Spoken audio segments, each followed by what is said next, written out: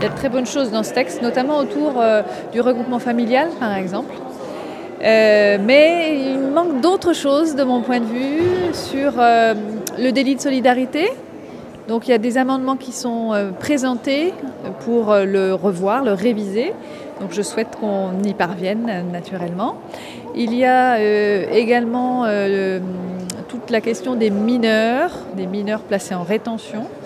Donc où je souhaiterais qu'on parvienne à interdire le placement des mineurs en rétention.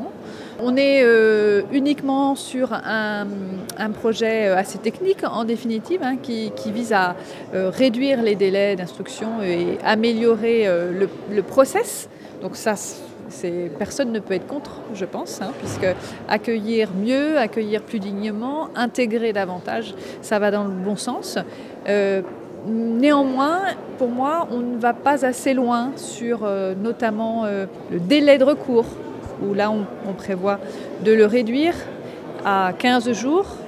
Je suis favorable à la réduction des délais, mais je trouve que c'est dommage de grignoter ce temps de recours et de réduire de 15 jours qui, au global, sur la durée de la procédure, ne sont pas si importants que cela.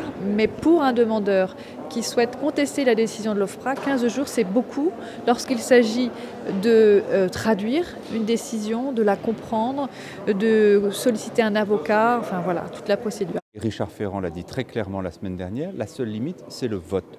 On ne fait pas un vote négatif quand on fait partie d'une majorité, qu'on soutient le gouvernement. Le président de groupe est dans son rôle de rappeler à la discipline de groupe. Vous avez entendu aussi le président de la République hier soir.